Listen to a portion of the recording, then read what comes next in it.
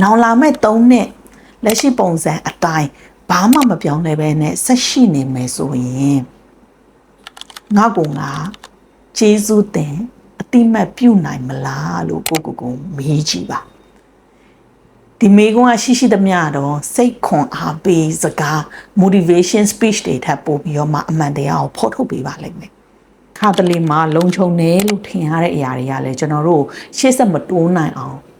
ဖြည်းဖြည်းချင်းချင်အောင်ထားတဲ့အရာတွေဖြစ်နေတတ်ပါတယ်ဘဝမှာဘယ်တော့မှမပြောင်းလဲတဲ့တစ်ခုတည်းတော့အမှန်တရားတည်းပြောင်းလဲခြင်းပါပဲပြောင်းလဲခြင်းတွေဖြစ်လာနိုင်တယ်ဆိုတာဟာမေးခွန်းထုတ်เสียမလို့တဲ့အမှန်တရားတစ်ခုပါပြောင်းလဲခြင်းကိုလွတ်လပ်စွာရွေးချယ်လို့ရနေတဲ့အချိန်မှာကိုကပြောင်းလဲဖို့ရရွေးချယ်မလားဒါမှမဟုတ်ပြောင်းလဲခြင်းကိုမဖြစ်မနေရွေးချယ်ရမယ့်အနေအထားကိုဘဝကတွန်းပို့တာကိုထိုင်ဆောင်မလားဆိုတာကိုတော့ကျွန်တော်တို့ကိုယ်တိုင်ရွေးချယ်ရပါလိမ့်မယ်ပြောင်းလဲဖို့ရရွေးချယ်ခြင်းနဲ့မဖြစ်မနေပြောင်းလဲဖို့ရတွန်းအားပေးခံရခြင်းကသူညီတဲ့ခီးဆုံးပန်းနိုင်ကိုဥတည်နေတယ်ဆိုပေမဲ့ခီးစဉ်ရဲ့အနှစ်သာရကတော့အများကြီးကွဲပြားပါတယ်။တစ်ခုကရည်ရွယ်ချက်နဲ့ဥဆောင်တာဖြစ်ပြီးတော့မှနောက်တစ်ခုကလိုအပ်ချက်ကဥဆောင်တာဖြစ်ပါတယ်။ဒီ podcast ကနေကိုဒီနေ့ပြုလုပ်လိုက်တဲ့တင်းငယ်ပြီးရဲရဲနဲ့ဆုံးဖြတ်ချက်တစ်ခုကကိုအနာဂတ်မှာကြုံရနိုင်တဲ့ကြီးမားတဲ့နာကျင်မှုတွေကိုကာကွယ်ပေးနိုင်တယ်ဆိုတာကိုတပိပြုမိလာစေပါလိမ့်မယ်လူအများစုကပြောင်းလဲမှုကိုညှင်းဆန်နေတဲ့အကြောင်းရင်းကကိုကပြင်းလို့အရေးချင်းမရှိလို့မဟုတ်ပါဘူးတကယ်အကြောင်းရင်းကလက်ရှိဖြတ်တန်းနေတဲ့ဘဝပုံစံကြီးကကိုနဲ့မကိုက်ညီတော့တာကိုသိနေလင်းကစားကိုမသိတဲ့အရာတွေထက်ကိုရင်းနှီးပြီးသားအရာတွေကပို့ပြီးတော့မှလုံခြုံတယ်လို့ခံစားရတာကြောင့်ပြောင်းလဲမှုကိုညှင်းဆန်နေကြတာဖြစ်ပါတယ်ဘဝကပေးတဲ့ပြောင်းလဲခြင်းအချက်ပြတတိပေးတဲ့နေကိုကျွန်တော်တို့တေချာပေါက်လက်ခံကြရလိမ့်မယ်အဲ့ဒီအချက်ပေးတဲ့နေကိုကျွန်တော်တို့အတိတတိနဲ့နားထောင်ပြီးပြောင်းလဲမလားဒါမှမဟုတ်အဲ့ဒီအချက်ပေးတဲ့နေကိုလစ်လျူရှုပြီးတော့မှမဖြစ်မနေပြောင်းလဲဖို့ရာအသင်းအချက်တွန်းအားပေးခံရတာကိုထိုင်ဆောင်နေမလားဆိုတာကတော့ကိုယ်တိုင်ရွေးချယ်ရပါလိမ့်မယ်ကျွန်တော်တို့ရဲ့ဘဝတွေကိုပြောင်းလဲမှုကနီးလဲနှစ်ခုနဲ့ဝင်ရောက်လာလိမ့်မယ်။တစ်ခုကကိုယ်တိုင်ရွေးချယ်ဆုံးဖြတ်ခြင်းကနေပြီးတော့မှလာတာဖြစ်တယ်။နောက်ထပ်ပုံစံတစ်ခုကတော့ဖြည့်ဆည်းလှုပ်ခတ်မှုအနေနဲ့ဝင်ရောက်လာတာဖြစ်ပါတယ်။ပထမပုံစံကစူးစမ်းအဖြေရှာလိုခြင်းနဲ့စတင်ပြီးတော့မှဒုတိယပုံစံကတော့နာကျင်မှုနဲ့ပြောင်းလဲမှုခီးစဉ်ကိုစတင်စေလိမ့်မယ်။ပထမပုံစံပြောင်းလဲဖို့အချိန်တန်ပြီလို့ပြောနေပြီးတော့မှနောက်ထပ်ပုံစံတစ်ခုကငါမှာပြောင်းလဲဖို့တပါအခြားရွေးချယ်စရာမရှိတော့ဘူးလို့ပြောနေပြန်တယ်ပြောင်းလဲဖို့ရာရွေးချယ်ခြင်းနဲ့မဖြစ်မနေပြောင်းလဲဖို့ရာတွန်းအားပေးခံရခြင်းကသူညီရဲ့ပန်းတိုင်ကိုဥတည်နေပေမဲ့ခင်းစဉ်ရဲ့အနှစ်သာရတော့အများကြီးကွဲပြားပါတယ်ကို့အတွင်းစိတ်ရဲ့အနက်ရှိုင်းဆုံးဒေါင်းတနေရာမှာတစုံတရာကတိတ်တဆိတ်ပြောင်းလဲနေတာကိုမိတ်ဆွေတတိထားမိကောင်းတတိထားမိလိမ့်မယ်လက်ရှိအလောက်ကင်ကကိုနဲ့မကိုက်ညီတော့တာဆက်ဆံရေးတစ်ခုကတစ်ဖက်တက်အားစိုက်ထုတ်နေရပြီးကိုယ်ပင်ပန်းနေစေတာကိုနှစ်ပေါင်းများစွာအချိန်ယူပြီးတော့မှတိဆောက်ခဲ့ပေမဲ့ကိုယ့်ရဲ့ပုံစံဟောင်းကကိုယ်ကိုအကျိုးမပြုတော့တာတွေကိုယ့်ရဲ့ခန္ဓာကိုယ်ကသူ့ကိုအနာပေးဖို့ရတုံးညင်းစွာတောင်းဆိုနေတဲ့အတန်တွေကိုယ်နှလုံးသားကမတူညီကွဲပြားတဲ့အရာပုံမကောင်းမွန်တဲ့အရာတစ်ခုအတွက်တီးတိုးတောင်းဆိုနေတဲ့စတဲ့အတန်တွေကိုမိတ်ဆွေတတိပြုမိကောင်းတတိပြုမိလိမ့်မယ်အဲ့ဒီအတန်တွေကိုနားထောင်မဲ့အစားလစ်လျူရှုပြီးအချိန်ဆွဲပြီးရင်ဆွဲနေခဲ့နောက်လာကြမှာပေါ့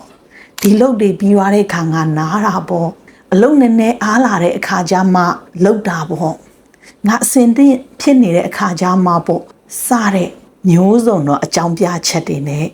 နေရွှေညရွှေလုံနေတာကနေပြီးတော့မှလာတယ်နှစ်တွေကြာသွားတယ်နှစ်တွေကြာလာတော့အချိန်ဆွဲတာကကို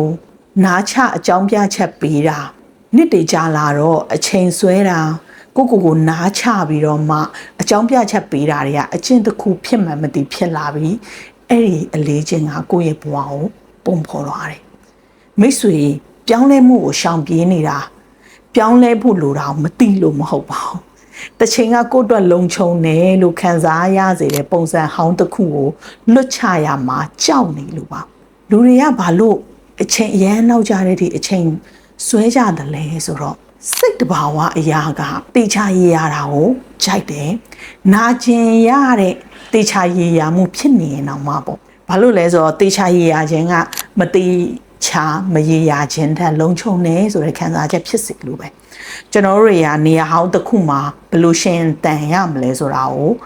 တေချာတီးတဲ့အတွက်အဲ့ဒီနေရာမှာပဲစက်နေချင်ကြတယ်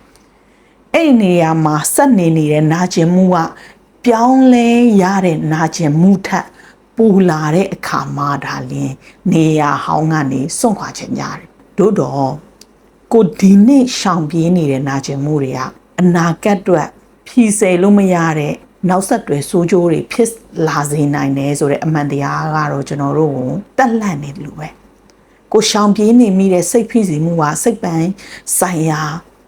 ပင်မနှွမ်းနဲ့အာအင်ကုန်ကမှုတွေဖြစ်လာစေလိမ့်မယ်လင်းလူရှုထားခံရတဲ့အထီးကျန်ခြင်းတွေကစိတ်ခံစားချက်ပိုင်းဆိုင်ရာထုံထိုင်းလာတဲ့အထီးဖြစ်လာစေနိုင်တယ်ကျမရေးကိုဂယုမဆိုင်ပဲနဲ့ပြစ်ထားခြင်းဟာနာမကျမှုတွေဖြစ်လာစေနိုင်တယ်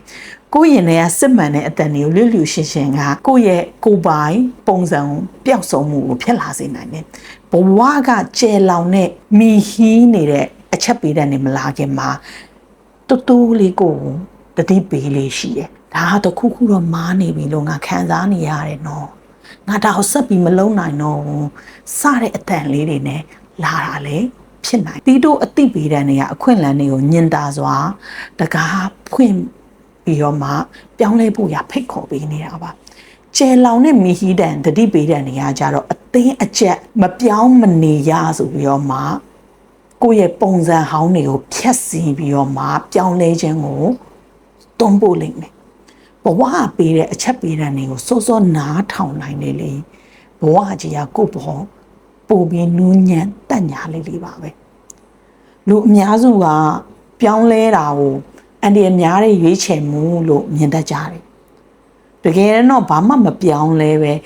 ဒီအတိုင်းနေနေတာကလည်းအန်ဒီရဲ့များတာပဲဆိုတာကိုကျွန်တော်တို့မေ့နေတတ်ကြတယ်ရွေးချယ်မှုတိုင်းမှာပေးဆက်ရမယ့်တန်ဖိုးကကပ်ပါလာပြီးသားပါမိတ်ဆွေအနေနဲ့ဘယ်တန်ဖိုးကိုပေးဆက်ဖို့ရာရွေးချယ်မလဲဆိုတာကတော့မိတ်ဆွေကိုယ်တိုင်ဖြေရမယ်မေးခွန်းလွှာပါပဲအရန်ရိုးရှင်းပါတယ်ဒီနေ့မှာပြောင်းလဲမှုကိုရွေးချယ်လိုက်တာကြောင့်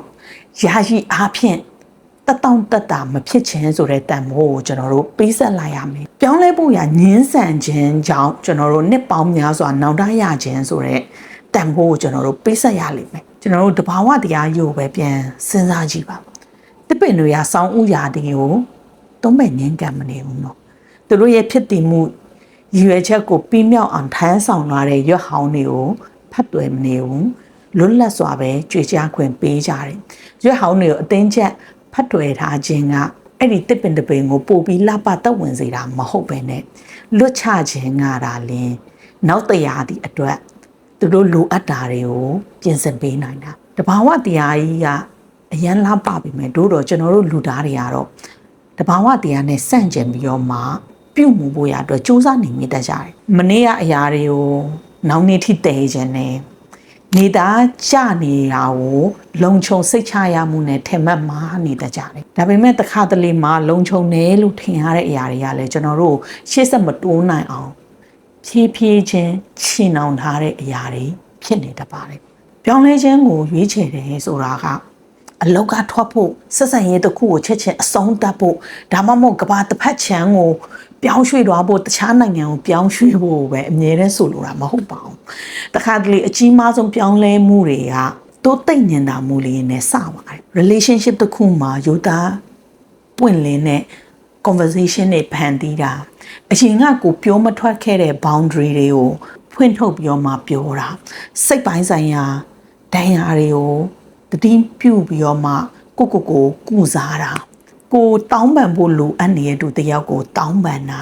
ဒါမှမဟုတ်လဲကိုအရင်ကပြုစုပြောထောင်ခြင်းနဲ့အလေးချင်းတက်တစ်ခုကိုလုံနိုင်တဲ့နေရာတသေးလေးကနေစတာနေ့စဉ်မျက်နှာဖုံးတွေတက်ပြီးတော့မှကိုယ့်ရဲ့ပုံစံအစစ်မှန်ကိုဖုံးကွယ်ထားရနေပြီးတော့မှဟန်ဆောင်တာကိုရက်ပြီးငါအရှိတိုင်းရှင်တန်ဖို့ရာအတွက်လှုပ်ဆောင်သွားမယ်လို့ဆုံးဖြတ်ချက်ချလိုက်တာ စသဖြင့်ပေါ့တင်းငယ်တဲ့ပြောင်းလဲမှုတွေကအရန်ပြင်းထန်ပြီးတော့မှ drama ဆန်ဂျမဆန်လိမ့်မယ်တို့တော့တင်းငယ်တဲ့ပြောင်းလဲမှုတွေကကိုယ့်ဘဝရဲ့ဥတီချက်ကိုဖြင်းညင်းညင်တာစွာပြောင်းလဲပြီးနိုင်ပါတယ်ပြောင်းလဲမှုလုပ်ဖို့ရာကျွန်တော်တို့ယာနုံးပြည့်လုံးဝအုပ်တုံတေချာရေးရနေဖို့မလိုပါဘူးရိုးသားတဲ့ခြေလမ်းလေးတလန်းကိုပဲလမ်းရဲတဲ့တတိရှိဖို့ပဲလိုတာပါကျွန်တော်တို့တွေကရလက်တွေကိုဓာတ်ရိုက်ထိန်းချုပ်နိုင်စွာမရှိဘူးတို့တော့အဲ့ဒီရလက်ရဲ့လားရာကိုတော့ကျွန်တော်တို့လွမ်းမိုးတက်ရောက်နိုင်စွာရှိတယ်ဆိုတာကိုအမြဲတမ်းအမှတ်ရအောင်ရည်ရွယ်ချက်ရှိတဲ့ရွေးချယ်မှုတိုင်းကကိုဘယ်လိုလူဖြစ်လာမလဲဆိုတာကိုတိဆောက်ပေးနေတဲ့အုတ်တစ်ချက်သေးတဲ့ပွင့်နေပါပဲလိုအပ်တယ်လို့ငါသိနေပေမဲ့ငါနေရွှေ့ညရွှေ့နဲ့အချိန်ဆွဲနေမိတဲ့ပြောင်းလဲမှုတွေကဘာတွေလဲဆိုတာကိုပြန်မေးပြီးတော့မှတေချာသုံးသပ်ကြည့်ပါအချိန်ဆွဲနေမိတဲ့အကြောင်းရင်းကကိုကအားနည်းနေလို့ညံ့ဖျင်းနေလို့အရေးချင်းမရှိလို့လည်းမဟုတ်ပါဘူးဆုံးဖြတ်ချက်ချရတာလွယ်ကူမဲ့အချိန်ကိုကျွန်တော်တို့ထိုင်ဆောင်နေပြီလို့ပါနောင်လာမဲ့3နှစ်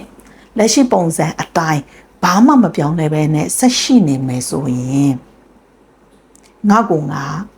ကျေးဇူးတင်အတိမတ်ပြုနိုင်မလားလို့ကိုမေးကြည့်ပါဒီမေကွန်းကရှိသမျှတော့စိတ်ခွန်အားပေးစကား motivation speech တွေထပ်ပို့ပြီးတော့မှအမှန်တရားကိုဖော်ထုတ်ပေးပါလိမ့်မယ်ကိုဘဝကိုလက်ရှိနေတဲ့ပုံစံနဲ့လုံးဝအုတ်တုံကွဲပြားခြားနားတဲ့သူတယောက်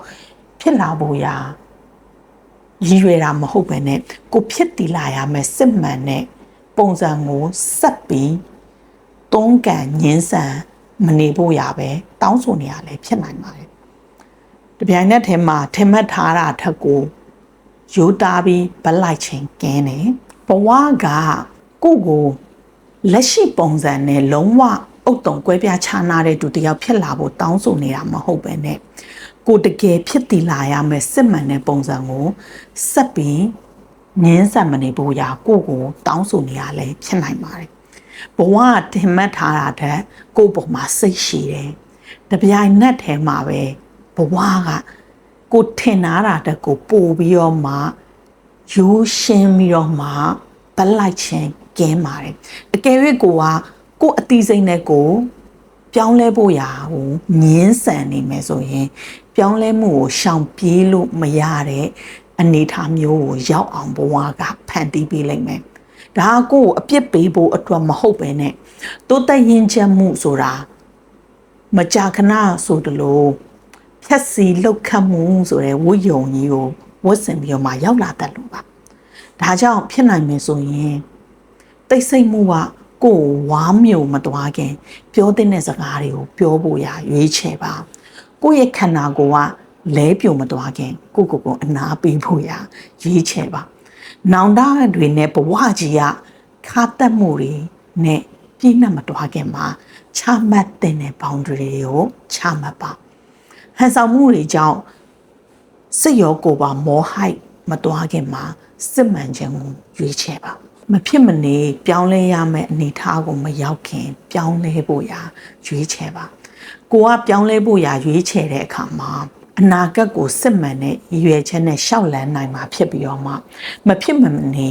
ပြောင်းလဲရမယ့်အနေအထားကိုရောက်သွားရင်တော့မလိုအပ်တဲ့နာကျင်မှုတွေကိုတည်ပိုးပြီးတော့မှဒီခီးလန်းကိုဆက်လျှောက်ရလိမ့်မယ်ခီးဆုံးပန်းနိုင်ခြင်းတူနေရင်တော့ဖြတ်တန်ရမယ့်ခီးစဉ်ကတော့လုံးဝအုတ်တုံကွဲပြားခြားနာတော့ပါလိမ့်မယ်ဘဝမှာအတိတ်ပဲရှိဆုံးပြောင်းလဲမှုတွေကဒရမာဆန်ဆန်ရုပ်ရှင်ဆန်ဆန်ပြောင်းလဲမှုတွေနဲ့စတင်တာမဟုတ်ပဲနဲ့ယူသားမှုအပြည့်နဲ့ကိုပြန်ကြည့်နိုင်တဲ့တိုးတိတ်မြင်တာတဲ့အခိုက်အတန့်နေနဲ့အစပြုတာပါအလုံးမဖြစ်ခဲ့ရင်ဘယ်လိုလုပ်မလဲဆိုတဲ့မေးခွန်းအစားငါပြောင်းလဲဖို့ရမကြိုးစားဘူးဆိုရင်ဘာတွေပေးဆက်ရမလဲဆိုတဲ့မေးခွန်းကိုပြောင်းမေးကြည့်ပါဘာလို့လဲဆိုတော့ကိုယ်စိတ်ဆန္ဒပါသည်ဖြစ်စေမပါသည်ဖြစ်စေဘဝကရှေ့ဆက်နေမှာဖြစ်ပြီးတော့မှပြောင်းလဲခြင်းတွေကဖြစ်လာမယ်ဆိုတာဒီမေးခွန်းထုတ်เสียမလို့တဲ့အမှန်တရားတစ်ခုပါမိတ်ဆွေကိုဘဝကိုစိတ်တိုင်းကြပုံဖော်ရေးသားနိုင်တဲ့ဇညွန်ဆရာတယောက်အနေနဲ့ပြောင်းလဲမှုကိုလက်ခံမလားဒါမှမဟုတ်မဖြစ်မနေပြောင်းလဲဖို့ရာတွန်းပို့ခံရတဲ့အနေအထားမျိုးကိုကြုံမှပြောင်းလဲမှလားဆိုတာကိုတော့မိတ်ဆွေကိုယ်တိုင်ပဲရွေးချယ်ရပါလိမ့်မယ် ကျွန်တော်ရဲ့ဒီနေ့ podcast လေးကနေပြောမှမိတ်ဆွေတို့အတွက်အတွေးတစုံတရာရရှိသွားလိမ့်မယ်လို့ကျွန်တော်ယုံကြည်ပါတယ်အကယ်၍ဒီ podcast လေးကမိတ်ဆွေတို့အကျိုးရှိတယ်ဆိုရင်